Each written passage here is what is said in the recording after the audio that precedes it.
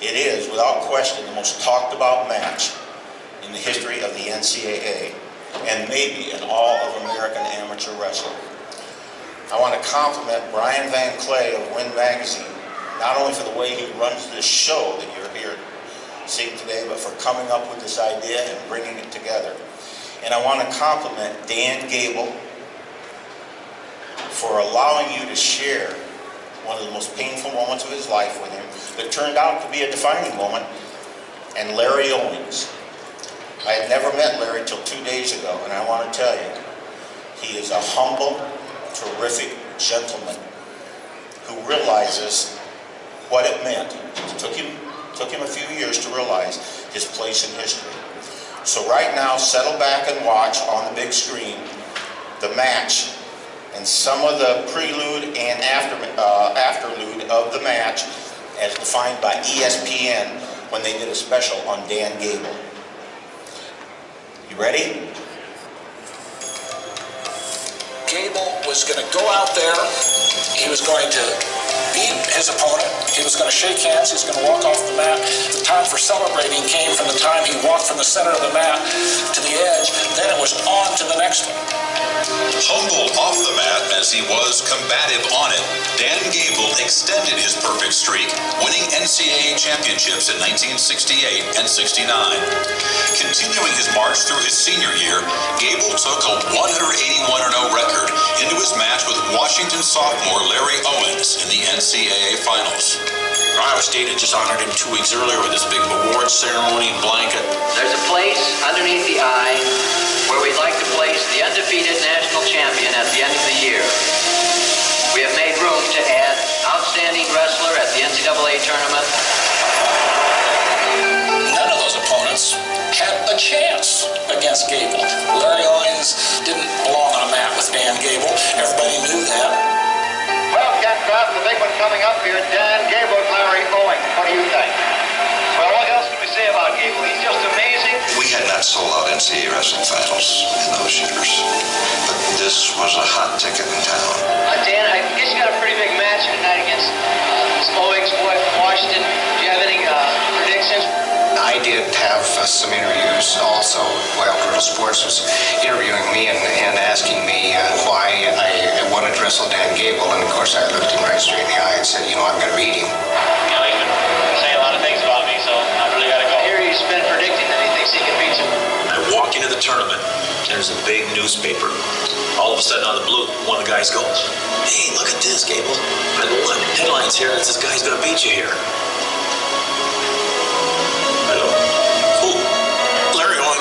Used a fabulous psychological technique that Muhammad Ali used on Sonny Liston, and that is to be so overbearing on what you say that pretty soon your competitor can't take you seriously, and then he doesn't know what kind of a person you are. Dave Martin, a teammate, comes to me and says, Coach, Rebound from that setback. He won the World Championships not long after that in Bulgaria by completely dominating everybody he wrestled. Not long after that, he won the Olympic Games in 1972 without surrendering a single point in 6 matches. Along the way, Dan wrestled 19 matches in the Olympic trials in Iowa City, where he pinned all 6 of them. And before he pinned them, he outscored him 121-0. Then he went to the final trials in Anoka, Minnesota, and he wrestled 7 more matches, and he gave up 1 point during that time to a fellow by the name of Larry Owings. Then in the 72 Olympics, as I said, he gave up 0 points. So in his last 20 matches against the greatest wrestlers in America and the world, Dan Gable gave up 1 point, and that was to Larry Owings. Larry had quite a career of his own. Larry was national freestyle champion 1 year. He was national Greco-Roman champion 1 year. He was NCAA champion, and he made the finals 3 times. I think, ladies and gentlemen, you are about to meet the single most important figure in the history of American wrestling when you combine his wrestling and his coaching, Dan Gable, and you're about to meet the man who I think might have turned in the single most impressive single victory in the history of the NCAA. Please stand and welcome Dan Gable and Larry Owings.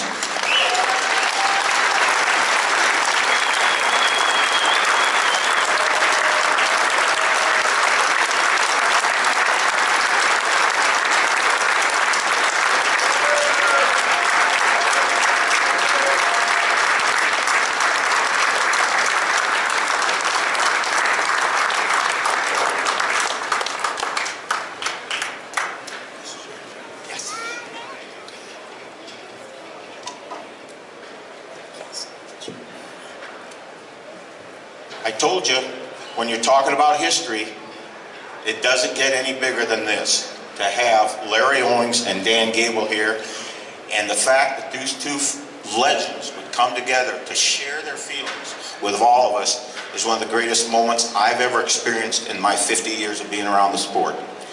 Larry, let's start with you. You went into that match with all the pressure that seemingly would be on your shoulders, and yet one of my good friends, Bob Buzzard, who worked with Dan and you've wrestled, he was Matt's side, and he said, when you ran out onto the mat, it looked like your feet weren't even touching the floor. You were so sky high. Larry, what were your feelings in the hour leading up to the match and the match itself? Well, first of all, I want to tell you that I'm not a great public speaker like a lot of people. So if I get up here and stumble with my words and don't say the right things, don't take it personal. But Dan Gable had to be the toughest guy that I ever wrestled my entire career. No question about it. And in order to win that match, I had to do something that I had never done before. And I knew I was going to have to do that. So when I came out to wrestle Dan, I was probably higher on adrenaline, not anything else. But adrenaline was pumping, and I knew what I had to do, and I went out and wrestled Dan and tried to do what I had planned to do all along to wrestling. And yeah, I was lucky enough to come out on top. Dan, what were your feelings going into that match? I was there, and I saw the pressure that was on you. ABC was following you around nonstop. Sports Illustrated was there, the Chicago Tribune, the Wall Street Journal, reporters from all over. Everybody wanted a piece of Dan Gable leading up to that match. What were your feelings, Dan? Obviously, my voice isn't real good right now. Been screaming quite a bit, but not about this event. There's another event going on, and this is my voice every year when I coached. So it's kind of weird that this happened, but I probably took this guy for granted from a standpoint that I was more concerned about like this event, a promotional event, and this guy just told me he was ready to go. His adrenaline was going, and his adrenaline seemed to be probably what's called a nervous high, which makes you perform better. That's how people can do extraordinary things. And I personally took this tournament probably too much for granted. Not that I pinned everybody up to him, but it was just one of these things that I didn't stick to my business. And because I didn't stick to my business, you know, maybe I was a little more vulnerable, especially at a guy that was ready to go and that was as good as Mr. Owings here. But for me, I hate excuses. And so I can, in my mind, I can conjure a lot of things. And I could talk about that, but the bottom line, I was a coach, and from my coaching success, I attribute a lot of what took place leading into this match, and I still dissect it, not just the 8 minutes, but the 365 days that went from the national tournament from a year before that, every day of the year. And that's why I believe that I became a better coach. Well, first it was an athlete, but then the coaching skills is because of experiencing something that was traumatic from a standpoint of wins and losses, not life and death, but wins and losses. And because you experience something like that, and that's going to be your profession, I went back 365 days and started and I've went through it many times, and I have many reasons why maybe I took a match for granted, for an example. And not that it might have made any difference, but I don't know that. I do know that the difference was from then on in my life, and that's what is really important. Larry, I've gotten to know you a little bit, and I've read about you, and I've talked to people who know you, and they say not only are you a very nice guy, but you're a shy guy.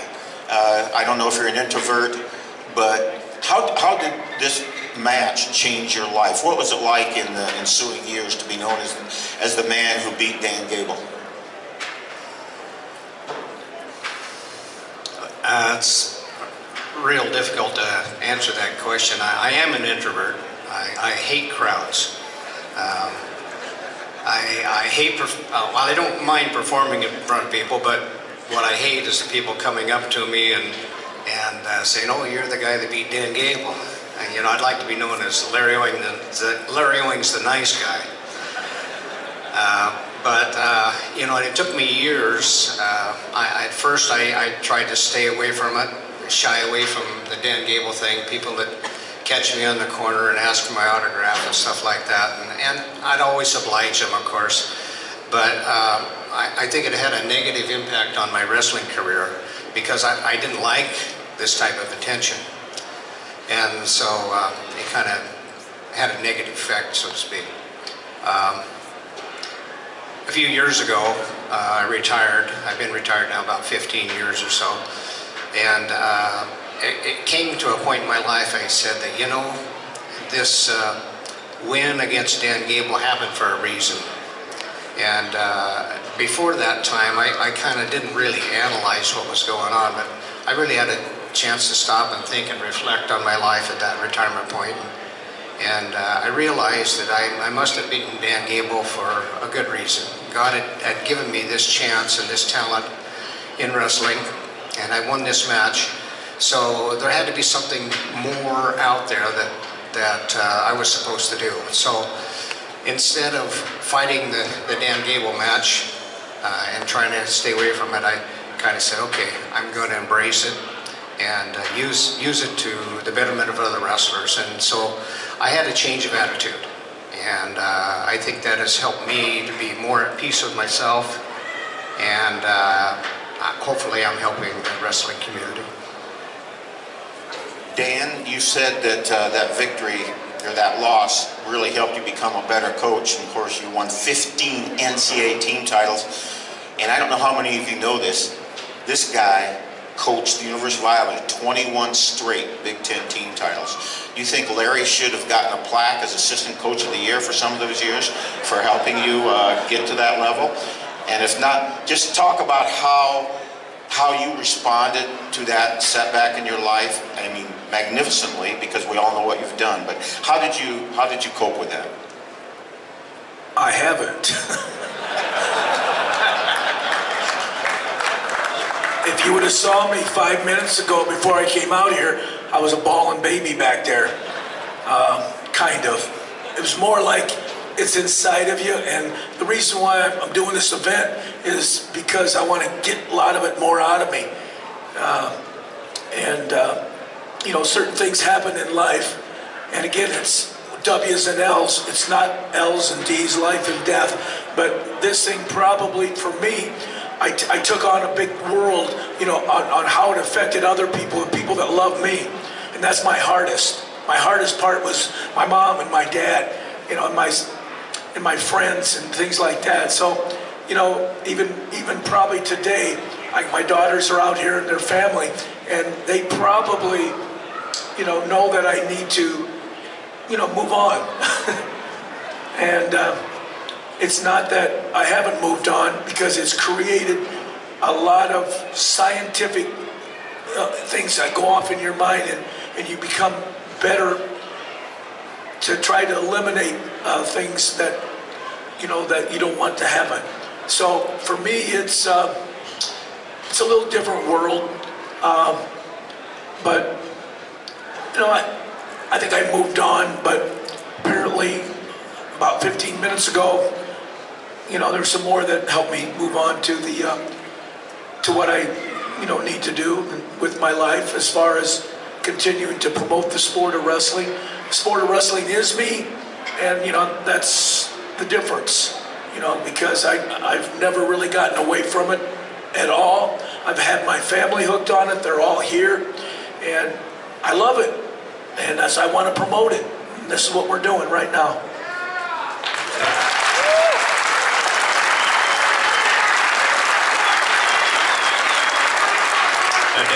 Dan, just so you know, I was sitting back here watching the match too, and it nearly brought me to tears. And I want you to know that I'm sorry I had to beat you.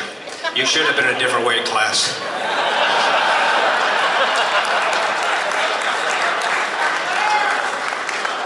No, seriously, you have no idea what it's like to win your first national title until you've done it. And it is so emotional. I don't have words to express it, but it really is. And seeing it over and over again. When I was standing on that podium above Dan there, and I don't know if you saw it in the video, but you know, I actually felt sorry, felt sympathy for Dan at that time. And I nearly cried myself because, I don't know, I guess I'm sort of an emotional guy sometimes. But, you know, I hoped it was okay and that it did some good in your life. And I know it's brought me a lot of things, and I appreciate you. We're going to conclude here in a couple minutes because we're running long on time and a lot of you want autographs, and these two have very graciously consented to do that. But I want to say one thing to you coaches out there, whether you're a parent coaching or you're a high school coach or a kids coach or anything, watch the end of that match and see the incredible dignity that these two men brought to the sport. There was no jumping for joy. There was no running around. I won. Larry looks at Dan. Dan looks at Larry. Larry, even halfway, pulls him up. They shake hands. They go their separate ways. Watch how they conduct themselves in what may be the single most important collegiate match of all time. And it's example for all the young athletes coming up. And I want to say what an honor it is to be sitting, I'm going to repeat myself, between the man that I consider the #1 figure in the history of collegiate wrestling and the man that I think has showed as much courage in one match to go out there and do what most of us thought was the impossible. To be sitting between these two is one of the highlights of my 50-year career, and thank you for coming.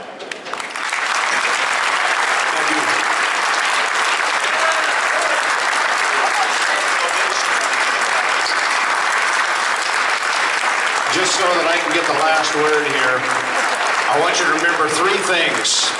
Three things. #1, never quit. #2, always believe in yourself. And #3, look around to see if there are people that you can help, because by helping them, it makes you a better wrestler. If it's in wrestling or if it's anything else, it makes you a better person too. Thank you for joining us for the Dan Gable Owings presentation.